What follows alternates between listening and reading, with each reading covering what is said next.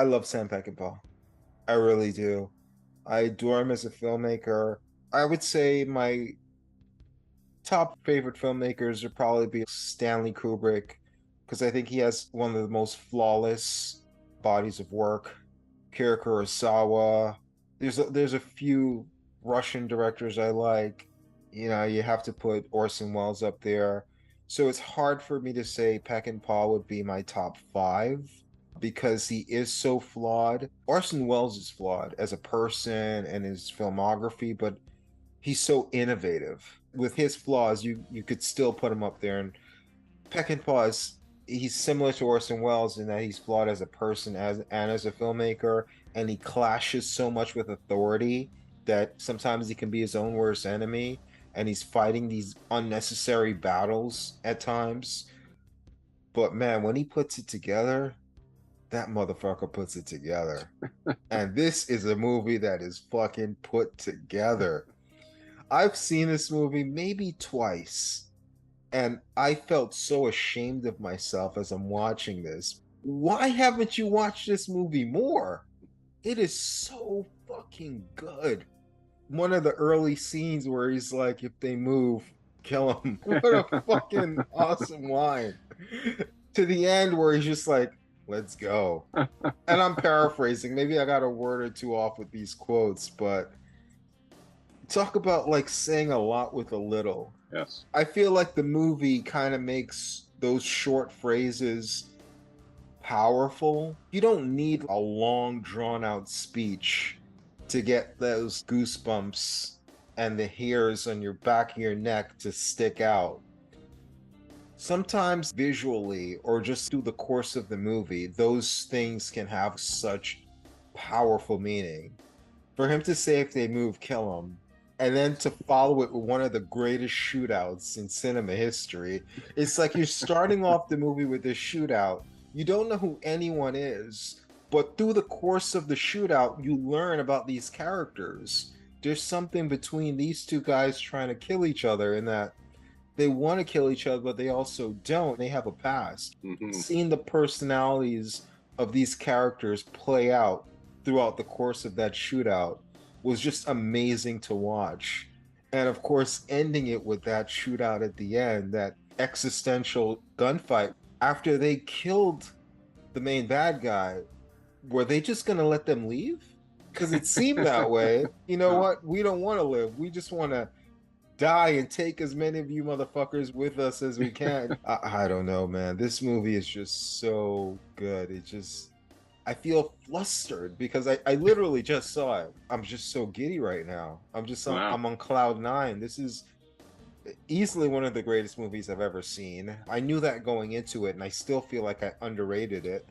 I would only say there's only, as far as buddy, gang, team, adventure, shootouts, action movies. People think of the Avengers and Suicide Squad, Guardians of the Galaxy, movies like that are kind of taking the throne of these type of westerns. But I would say the only movie I think is even on this level would be Seven Samurai. Mm-hmm. I wouldn't even put, I love The Dirty Dozen, but I think this is a step above that. This is one of the greatest action buddy movies you're ever going to watch. We should probably be more focused in discussing this. So I'll let you take the lead with the focus part, and I'm just going to try to gather my thoughts and jump back in here. Okay.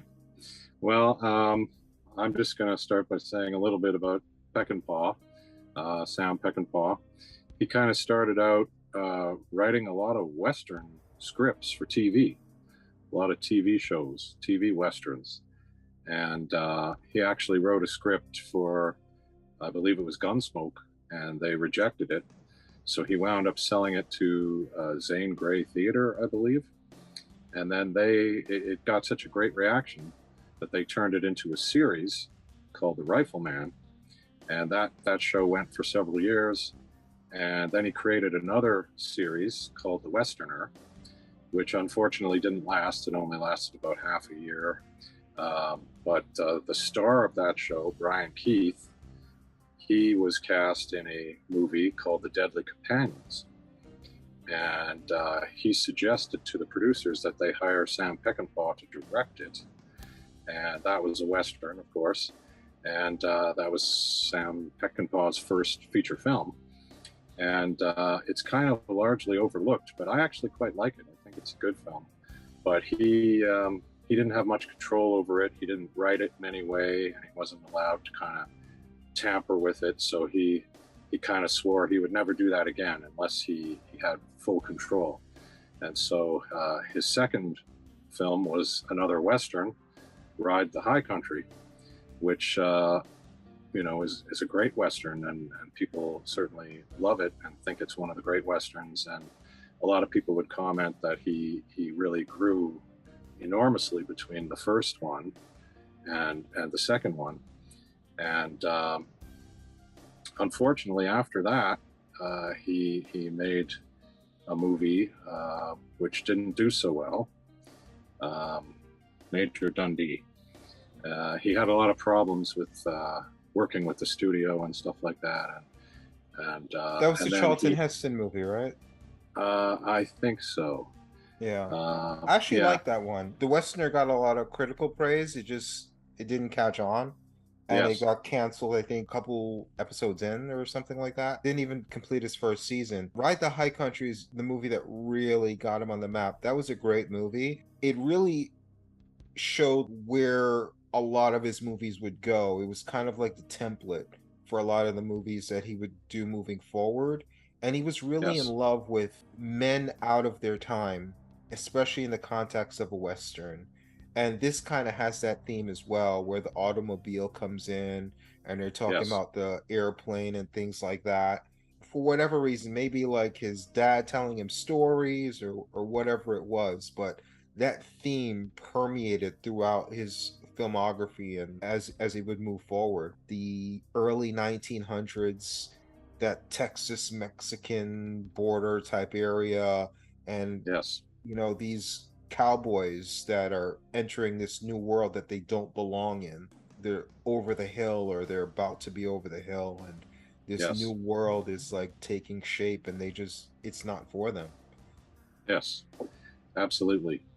But unfortunately, he kind of his career almost ended because of Major Dundee, and then he was fired from The Cincinnati Kid.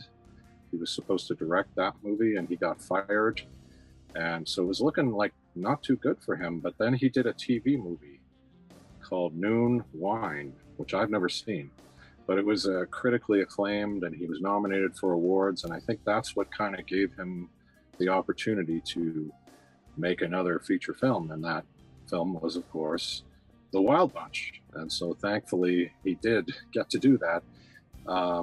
But I mean, I don't think Noon Wine is a Western, although I'm not 100% sure, but pretty much all these other films are Westerns.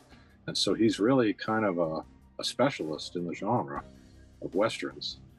And Westerns, in my mind, they're one of the Western is kind of like one of the most basic genres. It's been around since the very beginning. I mean, it existed before film, but some of the earliest films ever made were Westerns, and it's always been around. It's been a hugely successful genre, and I think it's one of the most welcoming genres in that you can kind of do anything, any type of movie can kind of fit into the Western genre. You can do horror films that are Westerns, you can do comedies, you can do dramas, you can do just about everything that you can imagine. There can be a Western version of that. But I think that Peckinpah's Westerns tend to be what they call revisionist Westerns. Revisionist. And I think what that means is essentially the classic Western is more black and white. There's good guys, there's bad guys. It's morally very clear. But the revisionist Western, they're not quite so clear, who's good, who's bad. And I think that's definitely something that's going on in The Wild Bunch. Who of these characters are the good guys? Who are the bad guys? It's very interesting.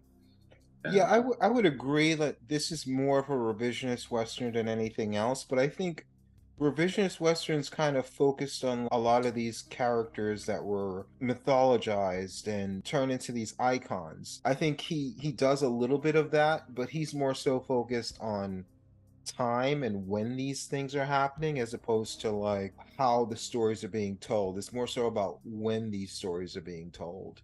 And it's about not the men, it's about the environment around the men changing. These men stay the same, but when the environment around you changes, then you can be the exact same person, but you're perceived completely different. How do you react to that? I agree, like it's definitely in that category, but I think within that category, you almost have a subcategory of what he focuses on. Ride the High Country was like more of an independent film that got him on the map. This guy's pretty good. Let's give him a budget. And then Major Dundee was like, they gave him a budget. I'm not the biggest fan in the world of Charlton Heston. I like him more ironically because he overacts so fucking much. He really chews up the scenery, but he is really good to his directors. He did the Orson Welles film where he played a Mexican, A Touch of Evil, and he Yes. really went to bat for Orson Welles. And he did that even more so with Major Dundee. I think he waived his salary because they were mad at Peckinpah for going over budget. The way the story goes is he told his agent, don't worry about it. They're never going to take my money. And then they took his money. Wow. He's like, listen, you could take my salary. Like, I really believe in this director. And he had no, as legend goes, he didn't think there was any way they would touch his salary, and they took his salary. I liked it. I remember I only saw it once, but I remember enjoying it a lot. But it was a major flop, and it was his first big budget movie. And I think that this was his next big opportunity, The Wild Bunch. And he'd gone, I think, 3 years without directing any film at all before he got The Wild Bunch. It's a director for hire, in a way. It's an odd way to start off with an auteur director that basically got his way with almost everything. This is like 100% a Peckinpah movie. And usually, Oh yeah. like, if it becomes your movie, it's because it's your script. They desperately want you, and it's your project from jump. This wasn't his project from jump. It was just serendipity.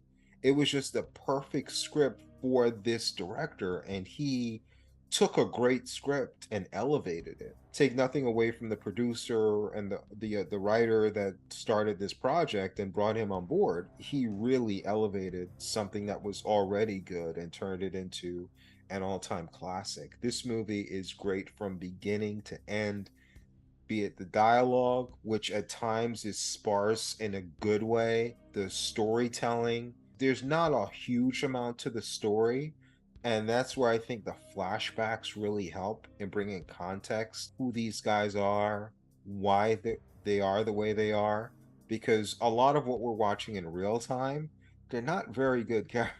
They're not very good people. These are despicable people. These are terrible people. And I think a couple podcasts ago, I talked about the husband and wife duo, the Warrens. Yes. And Yes. I talked about like how they're despicable people in real life, and I didn't really like the depiction of them being looked at as heroes.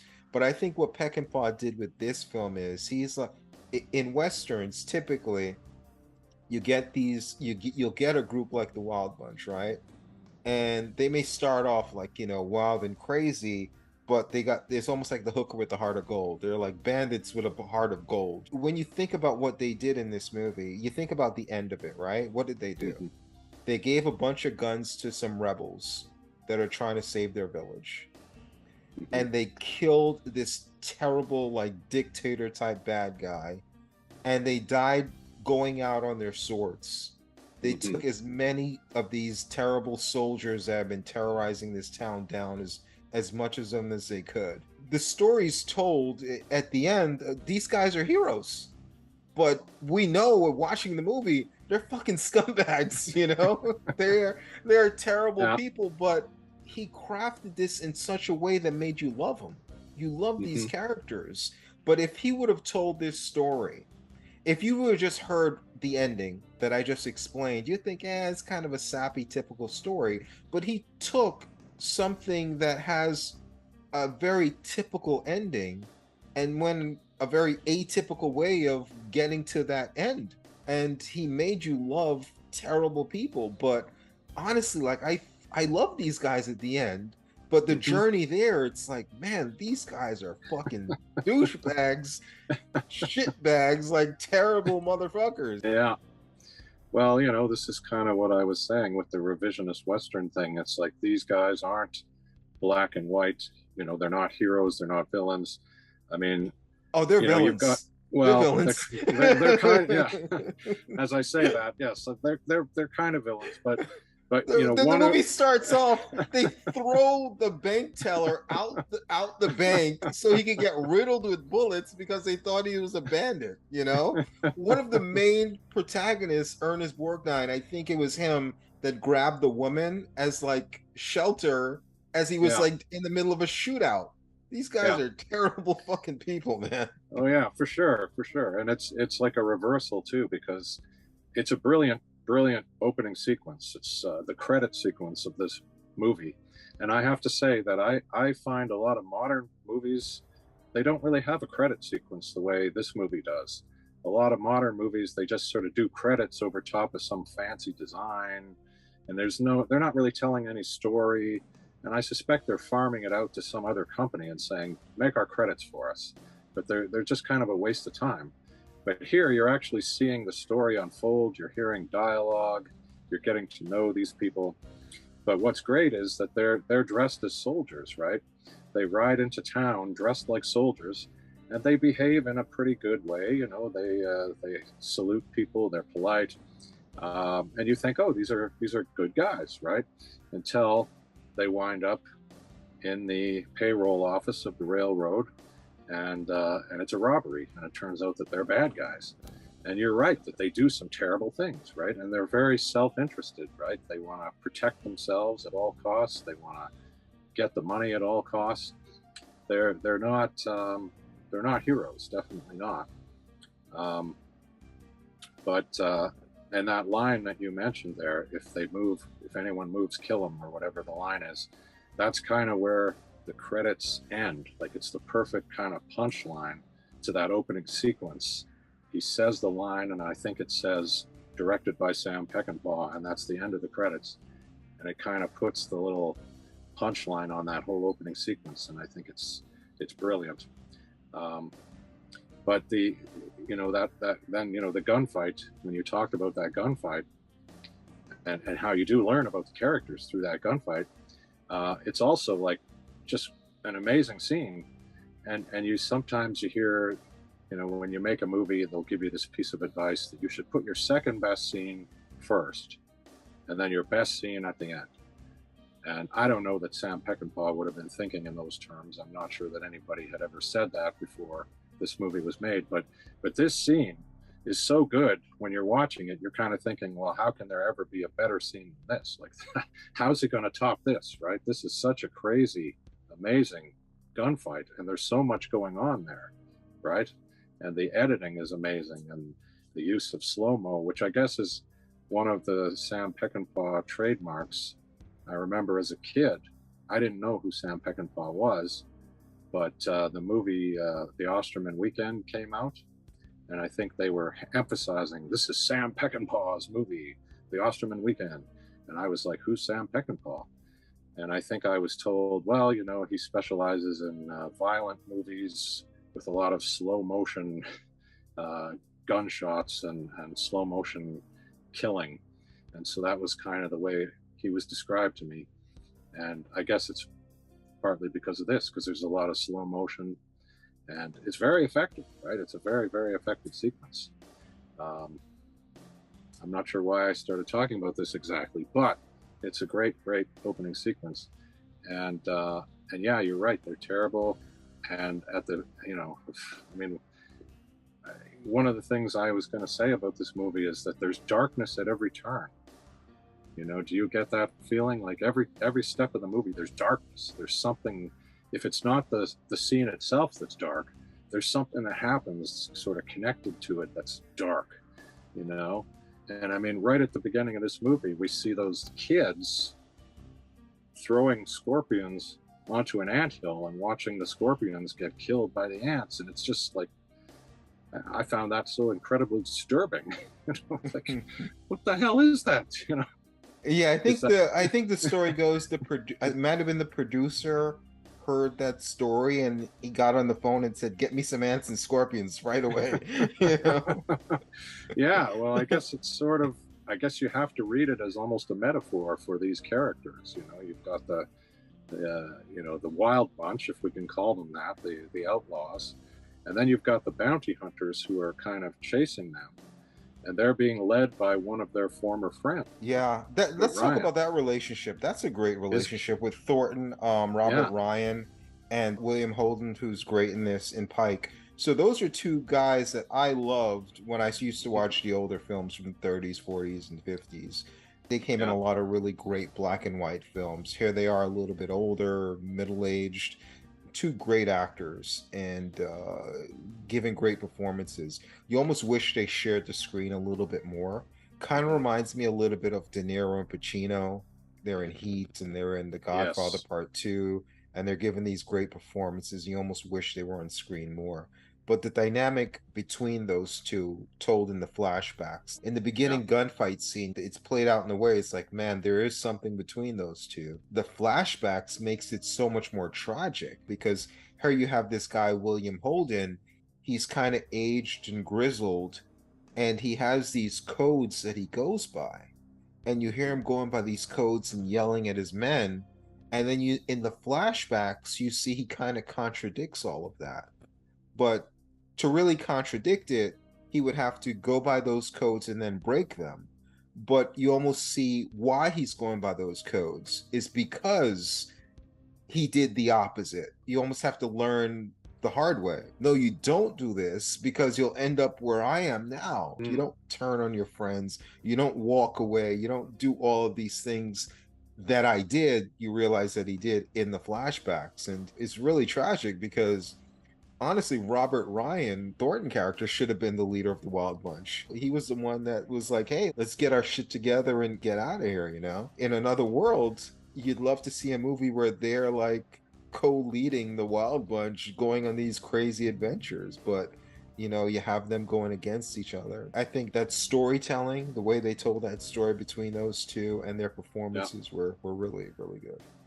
yeah, for sure. And I mean, part of it for me is, if we look at it as this, the ants and the scorpions, right? Who are the ants and who are the scorpions here? I'm not sure, but you've got, a former outlaw who's kind of leading these bounty hunters, and you've got the outlaws. And which one of those two groups is the better? Which one of those two groups is more admirable? I mean, the bounty hunters seem like a bunch of idiots. Is neither is can I go with option C, neither? Yeah, yeah, yeah. Well, I think that's exactly right. I think they're both kind of, neither one of them are the good guys, and neither one of them are the bad guys. They're kind of, So there's one thing that it's always taught. If you want to make a character that's not likable to the audience, make them really good at what they do. mhm, And I think that's what draws you into the Wild Bunch before they have their redemption at the end, is that they are terrible people. They have no redeeming values as far as who they are as people, but they're really good at what they do to an extent. You're drawn to them because you're seeing them pull off these wild things and getting away with it. And even Robert Ryan's character, he was like, I wish I was with them instead of you. yeah, Even though he's out that's to kill right. them, he's like, That's I right. mean, I wish I was with, these the bunch instead of these, bandits. I loved all the Wild Bunch too. Like I think all four characters were great, even though like Hmm. Warren Oates and Ben Johnson didn't get as much character development. I thought Warren Oates was great. In a movie bleak like this, you need some kind of comedy relief occasionally. And you Yeah. watch like these Marvel movies where they have these tension scenes and it's supposed to be this tragic scene, then someone quips a joke and it's like, what? Like, what am I watching? Like, tonally, how are you making that fit there? I think the humor with the Warren Oates character was blended in so well. It was genuinely funny. It broke the levity to a certain extent, but it didn't break the fourth wall. It kept you in the movie while Yeah, still adding levity. for sure. Yeah, absolutely. One of the other things where the darkness really enters for me right off the top is that they leave a guy behind, right? At the robbery, they leave one of their gang members behind, and they basically say, okay, you stay here and you keep them, keep them under control. You keep watching them. And, Why didn't you tell me he was your grandson? yeah, exactly. They find out later he's the grandson of a friend. But yeah, I mean, it's like they must know he's either going to die or he's going to go to jail, right? Like there's no other option for this character. Yes, they fully knew that. They leave and that's him behind. crazy. And that's another great part of the storytelling is that this guy is despicable. He's torturing those people. He's laughing giddily like the Joker. He's completely psychotic. You're happy that he gets. You're happy that he gets. And he ends up shooting them. They run off screen, but it's implied that he killed all of them. Just as he's about to die, he then guns down these 3 people that shot him right before he dies. Again, he's good at what he does in that even as he's dying, he takes 3 bandits with him. So you kind of like him a little bit because he's good at what he did. And then you like him even more because you're like, oh man, like you felt sorry for him because he's the grandson of a likable character. Why are you making me feel sympathy for this piece of shit? Come on, movie. yeah, for sure. And then I guess the punchline to that whole opening sequence is when they get away, and one of their gang members is hurt, right? He's got serious problems. I think he's blinded, and so Pike just kills him, right? He just shoots him dead. Which is shocking, I think, to the audience who's used to seeing heroic characters. It's just kind of a brutal moment.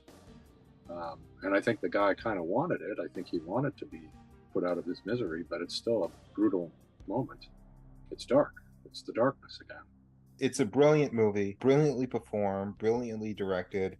Peckinpah made a lot of great movies. Straw Dogs, one of my favorites. People talk about Die Hard and Home Alone. Which one pioneered that booby trapping the home to get people? Well, Straw Dogs kind of did it before both of them. Straw Dogs was great. He did The Getaway, which was great. Bring Me the Head of Alfredo Garcia, which is just one of the great odd movies out there. He has an incredible filmography, but to me, this stands head and shoulders above all of them. This is the unflawed masterpiece in his filmography. What flaw can I find in this movie? I mean, this is one of the best movies I've ever seen. And it's not a first time viewing. I've seen it multiple times, and this is the most I've enjoyed it. This is a movie over 2 hours. It breezed by because of the pacing. You have the gunfights, you have some mystery, you have some tension, you have the storytelling where they kind of inch you along piece by piece, telling more of the story as you go with the flashbacks. I thought it was just brilliant. I enjoyed the characters despite myself. I can't think of anything negative to say about this movie. No, I can't either. And I think I've seen it 4 or 5 times, and I agree. I say it gets better every time I watch it. I think it's one of those movies that you just see more and more in. There's a lot of detail in this movie. It's a fairly simple story, but it's a very detailed world. And I think that you get the sense that there's a lot more going on outside of what we're seeing. You're kind of getting glimpses of the world that we're in. And it's just a rich movie. There's a lot there. Mm-hmm. And I agree. I like the characters in spite of their, not so noble tendencies. But I think that they are fun to watch, and they are ultimately likable, and they do kind of do a good thing in the end, although I think their motivation might be questionable. I think everything they do is sort of motivated for personal reasons, but I think that I don't know that they're setting out to do good so much as to ease their own guilt and maybe make themselves feel better, but they still do something good. And I don't know. I think I can't think of any reason not to like this movie. Mm-hmm. I think most of the people who didn't it was because it was so violent. It was like unprecedented, the level of violence.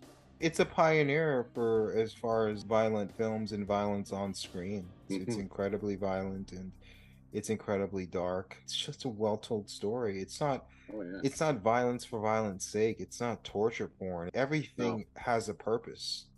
Yes. Everything has a purpose. Even the character, like that psychotic character at the beginning of the movie, finding out he's the grandson of one of the main characters, it suddenly added more story to something that you Hmm. thought was just throwaway violence. It's like, no, it paid off at the end. It enriched the story, added Yeah. more layers to what you're watching. Well, it kind of added to that whole sense of their own guilt, right? They have left people behind, you know, including Robert Ryan maybe in the past, and including that guy, and then later in the movie they leave someone else behind, and I think they finally kind of go, you know what, And they're we're done leaving with and this. they're running. They're running Yeah, too. He even said that. yeah, He's like, I'm tired of running. They're yeah, leaving. You're right. They're leaving people behind. They're constantly running. And Holden's character, Pike, said, I'm tired of running. They could have ran away after they yeah, killed Mapache. They were just like, no, we're just fucking tired of running. Let's just do this. yeah, Let this be our last stand. yeah. Um, that is a great moment. It's one of my favorite moments, I think, in any movie. As great as that moment was, it's probably my second favorite moment. One of the best moments in this movie. And one of the best hairs on the back of your neck stand up moments is that march. Mm, When yes. he's like, let's go, Warren Oates' character says, why not?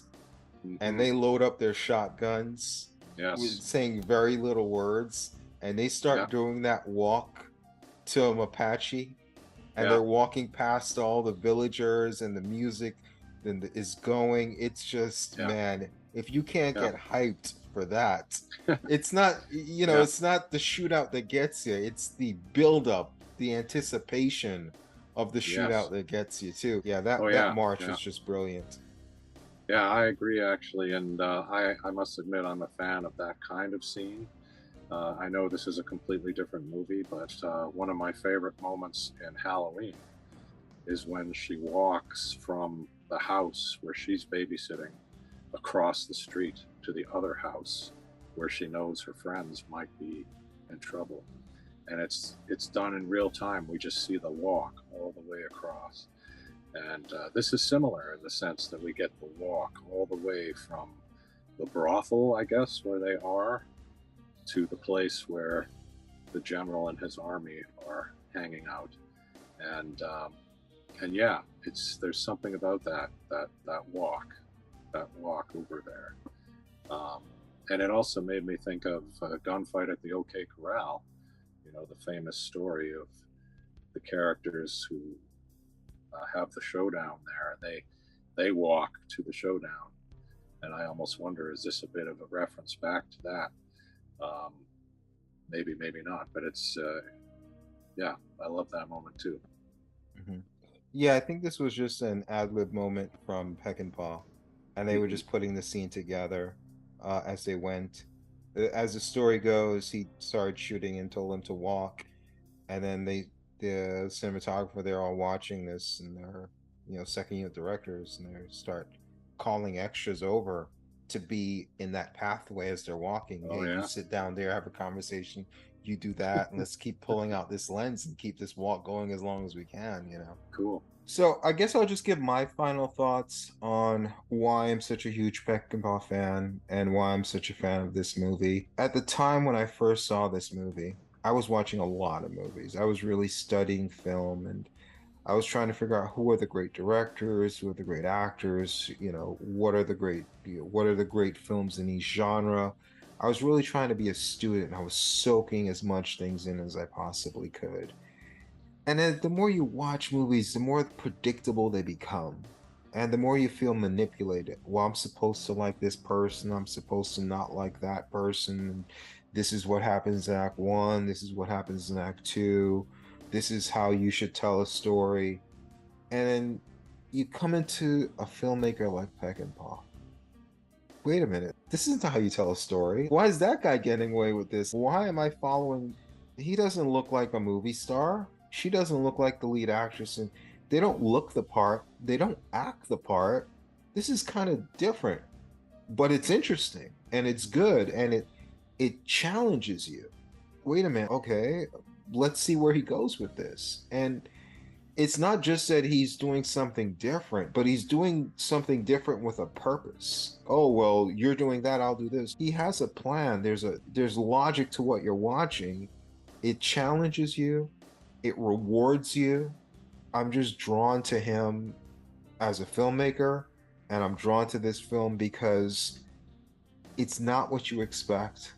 It doesn't disappoint, and it rewards you for going down this journey. And again, when I first saw this, I thought this was just an amazing film. I was shocked that it was done under such a big budget. Usually, unconventional films are like little indie movies. Yeah, they let Peckinpah be Peckinpah.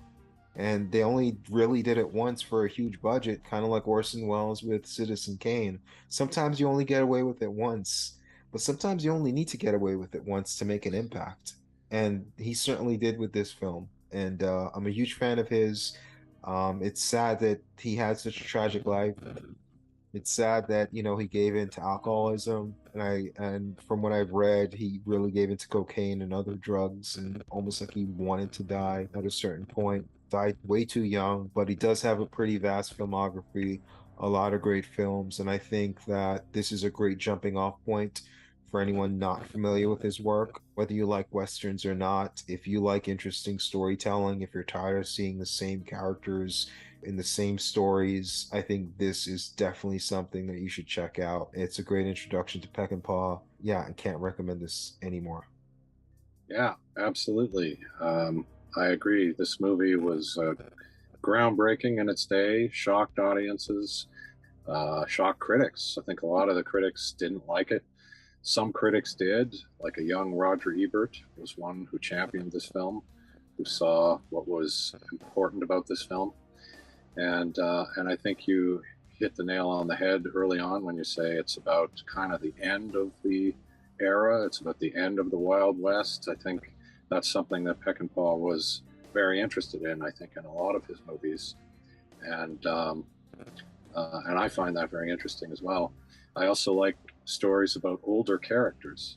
Why do we always see stories about teenagers these days? I'm sick of that. Let's see older characters. Movies like this are far more interesting to me. And one thing I think is should be mentioned, perhaps, is that the extreme violence in this movie, Peckinpah, apparently his intention was that it would somehow be a catharsis for the audience, and that through watching this extreme violence, they would somehow, not be violent. It would somehow get the violence out of them or something like that. But he kind of admitted later on that, yeah, it didn't work. The audience just kind of liked it, kind of liked watching the violence. So it didn't really work, but it was kind of meant to be, having worked in television so much with all the Westerns there, where they show people getting shot, but there's no blood. It's not particularly ugly. He wanted it to be ugly, and he wanted it to be extreme. And I think it is. This is very effective use of the cutting, the slow motion, the extreme. This had the most cuts for any movie at the time when it was released. Yeah, yeah. And just to add on to what you said about the violence, I think the violence in this movie is what made it infamous. And the violence in Peckinpah's film kind of defined his career because he would have movies like this with extreme violence. There's Straw Dogs. And then he would have movies like Pat Garrett and Billy the Kid and other movies where there'd be no violence at all. And it would they'd be box office flops because it's like, what am I watching? I came here to see the Wild Bunch. What is this? Yeah. What is this like love story I'm watching? What is this drama I'm watching? So when Yeah. he didn't have the violence, people didn't watch his movies. And Yeah. when he did have the violence, people criticized the violence in his movies. So he was defined by it, whether he did it or not. And this movie became popular and infamous because of the violence. But honestly, leaving the violence out of it, because obviously it's not going to have the impact now that it had then. It's a great movie, and he made a lot of great movies. But you're right. the violence didn't come off the way he wanted it. That was a negative as far as like what he was trying to accomplish. And it was also a negative because it hurt his career. When he didn't have the violence, he no one watched. And when he did have the violence, he got criticized. Yeah. But in terms of the technical aspects, the use of the slow motion and the different speeds and all that cutting, all the coverage that he shot, that was kind of unheard of at the time, and it's become more standard now. And somebody suggested that in a way it was as influential as Citizen Kane was in its day in terms of how to technically shoot a film. Now you're losing me, man. You're not prepared to go that far. No. I think you went a little too far there, buddy. Okay, let's take a step back. Let's take a step back. Okay. Little too far. A lot too far. I love this movie. Let's not compare it to Citizen Kane, please. Well, it wasn't me. It was someone else who made the comparison. But I found that interesting because, I think filmmakers like Tarantino are kind of famous for doing all this insane. I'm surprised you bring up Tarantino. I thought you'd bring up Zack Snyder, the king of slow motion action.